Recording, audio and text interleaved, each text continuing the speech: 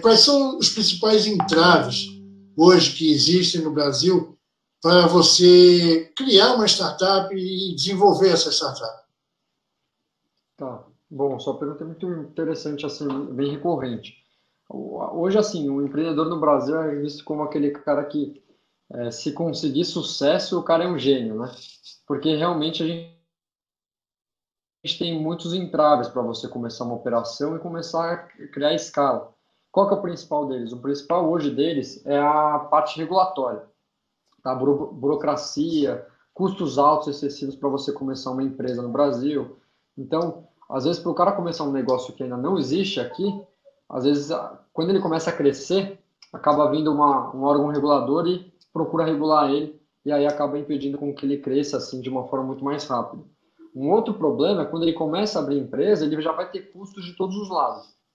Então, ele vai ter custo com contador, ele vai ter custo com junta comercial, ele vai ter custo alto com os impostos, né? Hoje a gente não tem nenhum benefício tributário, né? Além do Simples Nacional, né? Que a gente pode falar assim, de um benefício como um benefício tributário, a gente não tem hoje nenhuma medida, nenhum benefício que faça você querer empreender no Brasil, né? Diferente de outros países, por exemplo, Estados Unidos, né? A gente fala dos Estados Unidos rapidinho, ele é uma referência como um polo de inovação, justamente porque o governo, né, e a maioria dos estados, ele acaba concedendo muitos benefícios.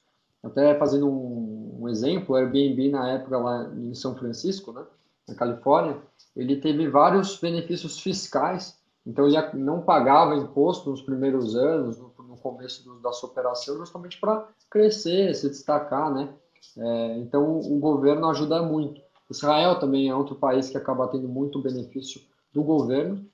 E aqui no Brasil, infelizmente, a gente não tem hoje nada muito nesse sentido, né? A parte tributária, depois a gente tem um pouco, em estágios um pouco maiores, a gente acaba falando um pouco da parte trabalhista também, que tem, querendo ou não, hoje no Brasil, o risco trabalhista, né, o prejuízo que é causado por uma ação trabalhista na sua empresa é muito problemático para o empreendedor, ainda mais aquele empreendedor que precisa ter muitos funcionários para o negócio crescer, né? Acaba no Brasil sendo um lugar muito complicado de você atuar, né? Então a gente falou aí da parte regulatória, até fazendo um exemplo, as startups da área de mobilidade, né, que você viu que teve vários problemas aí na relação com o governo, questão de segurança, né? Não entrando no debate se é certo ou errado, mas que não teve muita, é, eu acredito que não foi ouvido muita parte dos empreendedores. A gente tem problema na parte trabalhista para startups que estão já em momento de contratação de muitos funcionários, e a gente tem um problema na parte fiscal, né? Que a gente não tem muitos benefícios, a, é muito alto, né? O custo Brasil, né? O montante, né? O montante de imposto que você acaba pagando é muito alto, né? O problema não é nem ser alto, tem países que são mais altos que o Brasil. O problema é o retorno que você tem, né, do que você acaba pagando a título de imposto. Quer Em outros dizer, países você tem segurança, você tem retorno na saúde, na educação. No Brasil, infelizmente, a gente não tem esse mesmo retorno num valor alto que a gente paga. então, a gente pode dizer que hoje em dia uma startup brasileira ela nasce igual a uma empresa comum, quer dizer, ela com todos os encargos financeiros, todos os encargos trabalhistas, não há nenhuma legislação, nenhuma regulação própria para esse sentido. Nada, É nada. uma coisa interessante porque eu aqui em Brasília eu acompanho governo, estou sempre próximo ao governo, e anos passados aí ele criou programas como Startup Brasil, criou uma série de iniciativas, mas ele poderia ter se focado nessa questão tributária, fiscal, trabalhista, voltado para esse setor, e não, ele passou a ser mais um acelerador de empresas, quer dizer, no final das contas acaba caindo na mortandade de muitas, porque não consegue resistir a esse Sim, mercado. com Né? Quer dizer, certeza. Tem um problema também com a parte de investidor anjo, né? A gente não tem a gente tem uma lei de 2016 que regula a relação do investidor anjo, aquele cara que investe em startup, dá alguns benefícios, mas a lei é muito ruim. Tanto que a lei é tão ruim que ninguém usa na prática o contrato dessa lei, que é o contrato de investidor anjo. Então a gente não tem hoje uma lei apropriada que incentive você a investir em startups, né? E existe até um projeto, tá, de lei, que é o Marco Regulatório das Startups, mas que ainda está em fase de discussão, né? Eles estão procurando discutir a parte trabalhista, regulatória, fiscal, mas hoje a gente, por conta ainda mais da pandemia, acho que isso aí não vai entrar tão cedo em vigor, não, tá? Esse ano é muito difícil Mas entrar existe uma discussão, existe um grupo que está... O Vinícius pode estar coordenando, mas acho que vai ser difícil sair alguma coisa ainda esse ano, pro ano que vem, eu acho. E me diz uma coisa, como é que as empresas que costumam dar certo, elas conseguem vencer essas barreiras? É quando ela está integrada a uma grande empresa prestando um serviço ou a um centro acadêmico, ou elas não... Existem pequenas empresas, pequenas startups que conseguiram vencer apesar de não estarem vinculadas a nenhum acelerador, nenhum... Como é que é essa relação aí? Então, assim, eu vejo que tem as startups que dão mais certo. Normalmente são empreendedores que já são experientes, né? São empreendedores que já empreenderam antes. Até por essa razão é que alguns fundos investem só em startups que o empreendedor, né, o CEO, ele já teve outras, né? Ele não é inexperiente nesse mercado. Então ele já sabe meio que o caminho das pedras, né, para chegar no sucesso. Então, para um fundo, para um investidor, isso é bem relevante, tá? O que eu vejo é experiência dos empreendedores, né, nos fundadores. Eu vejo que aquelas startups que elas nascem como uma spin-off, né, elas foram validadas dentro de um escritório, dentro de uma empresa, e depois de ter testado o MVP, ter um faturamento recorrente, ela pega e sai para criar as próprias pernas e escalar, dá muito certo. É o caso, inclusive, do meu próprio, inclusive, até o meu caso, a da Bônus, a gente validou nosso negócio dentro de um escritório de advocacia Robinizé, e agora, recentemente, a gente fez uma spin-off para crescer com as próprias pernas. Eu vejo que muitas startups nesse mesmo sentido acabam dando bastante certo, porque já tem faturamento recorrente, né? Já tem uma validação, então você já teve essa segurança quando você estava dentro de uma empresa grande, né? Dentro de uma empresa estabelecida. Então, eu vejo que startups que nascem como spin-off dão muito certo, né? Outra coisa em relação a aceleradas, assim, não falando mal de aceleradoras, tá? Felizmente nós temos aceleradoras muito boas no mercado, a gente tem hubs muito interessantes, grupos de investidores de universidades, então tem a Poly Angels, tem a FEA Angels, tem a GV Angels, são grupos que vão ajudando muito o ecossistema, né? Eles ajudam, apoiam muito as startups, investem em startups, mas não é receita de bolo, tá? Não quer dizer que você está lá sendo acelerado de repente por alguma aceleradora que você vai ter sucesso, tá? Ela vai te ajudar, né? E vai depender muito também do seu investidor, do empreendedor em ajudar você. Aliás, vai depender muito do empreendedor em fazer o negócio crescer, tá? Não necessariamente é a aceleradora que vai fazer você crescer. Vai depender muito do empreendedor em dialogar com a aceleradora, né? Em dialogar com o hub, em dialogar com o investidor, para aí criar o caminho necessário para o sucesso. E me diz uma coisa, dentro desse contexto, como é que a sua empresa hoje atua nesse mercado? O que você faz para poder ajudar essas pequenas startups a se desenvolverem? E enfrentar essa burocracia toda. A minha área justamente é onde pega, né, que é a parte burocrática, né? Então, a gente primeiro ajuda a startup em algumas frentes, né? Primeiro a gente ajuda a startup com mentoria, né? Então, hoje eu sou mentor em vários hubs, eu ofereço mentoria de forma gratuita, tá? Para ajudar a dar uma direção para a startup, para o empreendedor, que é uma coisa que eu gosto de fazer. Outra coisa é levar conteúdo, né? Então, por meio de artigos, por meio de webinars, por meio de eventos que a gente faz, para que os empreendedores acabam absorvendo mais conteúdo de o que fazer em situações de pandemia, o que fazer na fase inicial da sua startup, o que fazer quando você estiver em fase de negociação com o investidor. Então, a gente tem vários conteúdos focados em ajudar o empreendedor nessas áreas, né? E se ele quiser contratar a gente criou um modelo de atuação, né, que funciona como se fosse um pré-pagamento, tá? Como que funciona esse modelo?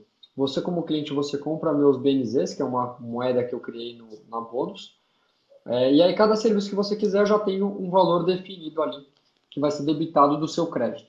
Você compra o pacote, pode parcelar em em um número alto de parcelas, né? Então, para uma startup acaba sendo muito bom a parte financeira. E aí você já sabe o quanto vai gastar em cada serviço jurídico, né? Então acaba sendo muito em conta o valor que você vai pagar ali para cada serviço, você já sabe o quanto vai gastar, né? Diferente normalmente os serviços jurídicos são cobrados por hora, né? Não acaba funcionando muito bem para startup, para empreendedor. Então, esse foi um modelo que a gente validou, testou e hoje, graças a Deus, a gente tem uma recorrência grande aí de startups, mais de 300 nos últimos 3 anos.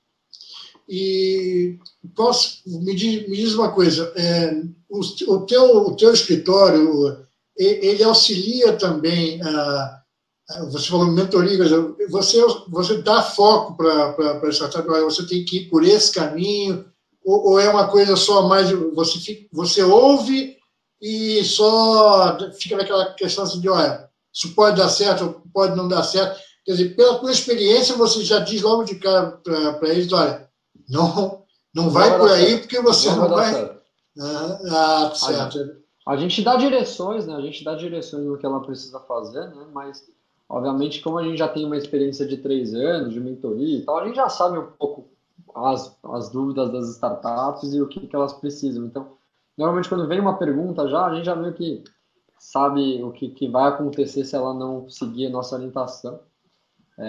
Mas assim, tem de tudo, né? Tem casos que não acontece nada, tem um risco enorme, mas graças a Deus a startup não teve briga de sócio, não teve problema nenhum e ela conseguiu chegar, né, até o momento de receber um investimento, alguma coisa, sem ter advogado, né? Mas é exceções, tá? A maioria dos casos normalmente dá pau. É isso que eu queria saber. É um costume que eu já ouvi muito falar, que as startups começam, tem um planejamento, tem um sonho, mas lá na frente o sócio começa a brigar com o outro sócio e essa briga acaba interferindo no processo e normalmente a empresa vai para o buraco por conta disso. É essencial também, você procura conversar de forma a orientar, olha, vocês precisam saber o que vocês querem para não sair amanhã batendo cabeça e isso vai se refletir na empresa lá na frente. Quer dizer, você tenta trabalhar também o psicológico desses caras na hora de criar a empresa. Uhum. Não, com certeza. Assim, um dos problemas maiores que tem de uma startup é briga de sócio. E por que isso? Porque quando a startup começa e não está tendo retorno, né, financeiro, mil maravilhas, né? Aí tudo funciona ótimo. Aí quando a startup ela começa a ter um faturamento, começa a dar lucro, começa a crescer, normalmente a cabeça do sócio acaba mudando na maioria das vezes, né? Ele acaba querendo, né, ter mais poderes que o outro, ele acaba querendo ter mais participação do que o outro, mandar mais do que o outro. Então acaba tendo às vezes disputa de ego, né? Que às vezes é natural do ser humano, não é nenhum problema, não é uma coisa falha da pessoa. Se aconteceu com o Facebook, né? Quer dizer, depois do Facebook. Pode acontecer com qualquer um. Agora me diz uma então, coisa. Então, assim, a gente pode falar. Não, uma coisa que eu queria saber também disso, em relação, além disso. Vocês também trabalham captação de investidores para essas startups? Vocês procuram aceleradores para esse processo, até fora do país? Como é que vocês operam nessa área?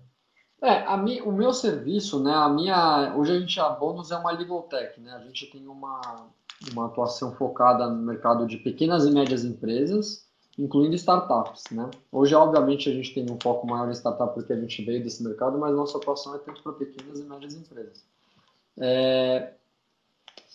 A sua pergunta, você falou de trazer investidores, né? Sobre investidores, a gente não foca muito nesse tipo de intermediação. Então, se vem uma startup para mim e fala, puta, eu quero captar investimento, eu ficar indo atrás de investidor para ela, é um trabalho que às vezes não me dá retorno, não é o meu foco, não é o meu core business e gasta muita energia. Você pegar e ficar trazendo investidor, fazer ele assinar NDA, fazer ele assinar documento, negociar. Então é uma coisa que infelizmente assim é algo que a gente não oferece para os clientes, tá? A não ser que obviamente tenha um cliente, um investidor que a gente tem a facilidade muito grande entre os dois e a gente indique e acabar gerando algum negócio, né? Mas não é uma coisa que eu saio oferecendo. Hoje, a gente criou um outro produto que não é da Bônus só, tá? É um produto que a gente está com a Too Simple, que é uma empresa focada em marketing e projeção financeira e estratégica de startups, tá? E a gente tem um fundo que é a C Ventures, que é do Sul, que quem faz as operações para a gente lá é o Thiago Lobão, que é da SP Ventures, né? Que é um dos principais fundos de agritech do Brasil. E a gente juntou essas duas empresas junto com a Bônus e a gente criou um produto chamado Too Simple Conecta, né? A Too Simple que coordenou esse produto. Então o produto chama Too Simple Conecta e o que a gente faz? A gente faz um projeto de curadoria na startup. A gente pega a startup que está a fim de captar investimento e a gente vai analisar a parte financeira dela, de marketing e a parte jurídica. A partir disso, a gente faz um one page ali, a gente vê o que ela precisa ajustar, né, de acordo com o que o fundo exige, que a gente já conhece. E aí a gente vai levar para os investidores que a gente tem acesso pela Too Simple, pela Bônus e pela C Ventures. E aí vai ter muito mais chance de sucesso, porque a gente já fez uma curadoria antes dela falar com o investidor. Para ela não chegar a falar com o investidor com a casa toda bagunçada, né? Então esse foi um produto que a gente fez e hoje a gente está conectado com o Sebrae Nacional oferecendo esse produto. Então a gente está tendo bastante sucesso aí nesse início de trajetória. Então é um produto bem interessante, novo, mas eu não ofereço somente pela Bônus, tá? Eu ofereço pela Too Simple, pela C Ventures e a Bônus em conjunto. A gente juntou esforços e a gente criou esse produto que a gente viu bastante fit aí com o mercado. Você antecipou a minha próxima pergunta, que era justamente o Sebrae. Como é que está sendo o papel do Sebrae nesse incremento, nessa possibilidade de alavancar as empresas? Uhum. Olha, o Sebrae, ele tem, felizmente, né, ele é um player do mercado que faz diferença, tá? Ele procura ajudar muito startup, ele tem vários programas interessantes, Capital Empreendedor, tem mentoria do Sebrae, tem vários programas que ajudam realmente o empreendedor a crescer, né, ter mais base de conteúdo, receber boas mentorias. Então, assim, eu vejo que o Sebrae ele tem um papel importante no ecossistema, né? Obviamente que às vezes muita gente critica e fala, pô, mas o Sebrae não faz nada, o Sebrae né? Mas também é um trabalho muito grande, né, do Sebrae, de poder pegar o número de startups que eles têm lá e realmente oferecer tanto conteúdo. Então a gente precisa cada vez mais de pessoas boas apoiando o Sebrae, né? Então não adianta o Sebrae com as próprias pernas fazer tudo sozinho. Então eu vejo que ele está fazendo de uma forma muito boa, de estratégica, trazer boas pessoas do mercado para apoiar os programas que eles têm. E eu vejo que tá tendo sucesso. Pelo menos os que a gente participou, a gente vê que as startups são muito satisfeitas. Arthur, e a FINEP? É a financiadora de estudos e projetos, quer dizer, ela tem dinheiro para inovação, ela tem inclusive a fundo perdido, que seria um caso. Mas você tem visto iniciativa da FINEP em relação às startups? Você conhece alguma iniciativa? Tem os programas de incentivo da FINEP, né? Tem FINEP 1, FINEP 2, tem alguns programas, mas a maior dificuldade que tem é a startup conseguir entregar todos os requisitos que a FINEP exige, né? Então, até tem cursos preparatórios para você conseguir obter o financiamento por meio da FINEP. Inclusive, um dos clientes que eu tenho, que é a Seven Waves, tem o Rodolfo Ribeiro lá, que é o CEO, ele oferece esses cursos, né? Ele oferece muito conteúdo focado em obtenção de recursos na FINEP, porque realmente é um processo muito longo, é um processo meio burocrático, você tem requisitos, né? Você tem documentos para apresentar. Depois, se você conseguir os recursos, não é receber na conta tão fácil, realmente tem uma conta vinculada à FINEP, você precisa sempre estar pedindo autorização para ela usar os recursos. Então, todo esse diálogo é um diálogo que, se o empreendedor não conhecer, ele não vai conseguir obter os recursos, provavelmente. Então, eu sugiro que toda startup que estiver interessada em obter os recursos pela FINEP, que acompanhem aí, conversem com empreendedores que tiveram sucesso, né? E vejam esses conteúdos de pessoas especializadas, né, que já obteram esses recursos, que vão te dar um guideline para conseguir ter sucesso nessa captação. O Rodolfo é um cara que eu sugiro, às vezes, acompanhar, que ele faz bastante evento. Da forma que você está falando, me dá a impressão assim, de que a FINEP opera quase como um banco, por exemplo. Aí é complicado. O bom assim, é que não tem a taxa de juros, né? Não tem no banco nem nada, mas é burocrático, tá? Você tem um caminho, você tem um processo, tem prazos, né? Você, se não cumpriu os requisitos, já era praticamente. Então, assim, tem etapas para você cumprir. Não é um processo tão fácil. Não é aquele processo tipo, cadastrei minha startup aqui no site, coloquei o CNPJ, já eles vão olhar a minha startup. Não funciona assim. Tem um processo rigoroso para seguir aí em si.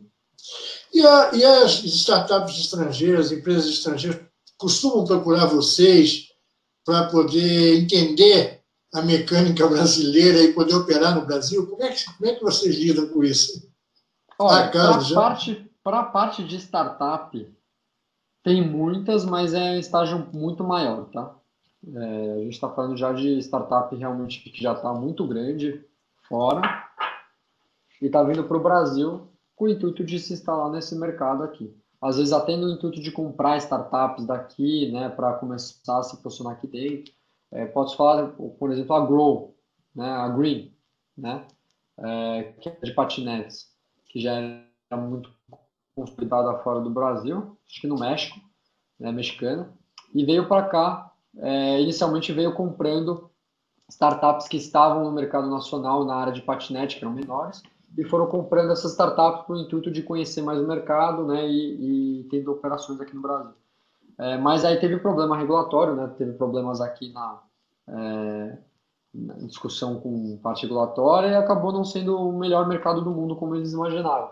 Mas, assim, startups de fora que estão vindo para cá são startups que já são muito grandes, né, que vem, obviamente, um mercado muito grande potencial aqui para atuar, e aí elas acabam vindo por meio de aquisições de pequenas startups.